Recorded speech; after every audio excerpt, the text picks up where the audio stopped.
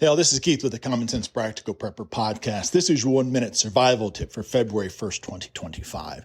Well, folks, being prepared doesn't always have to be about having a bug out bag or a bug out plan or bug in plan, long-term food storage, or the ability to protect yourself or your family in case of a grid down situation or an SHTF situation.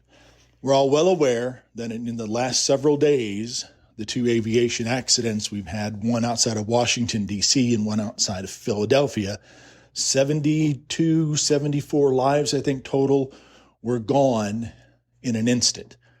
I'm a very strong proponent for having a will, a medical directive, and powers of attorney already drawn up and ready to go in the event, in my case, that I would meet my untimely demise.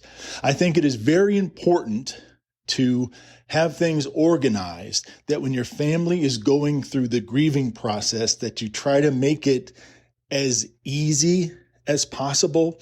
Try not to have things complicated, tied up in probate. I know that may sound kind of weird, but the last thing you want to do is to bring undue stress upon your family or friends that are having to deal with your loss.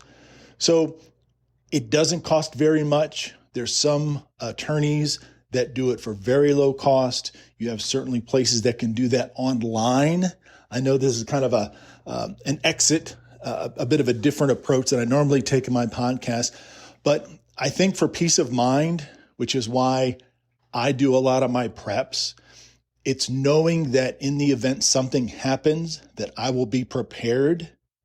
And in this instance, if I was to pass, I would then know that all the paperwork and everything is there, and that my family would be prepared to go ahead and move forward with my estate. Sorry to sound all gruesome, but being prepared doesn't always have to be about ready for the next hurricane or ready for the next power outage.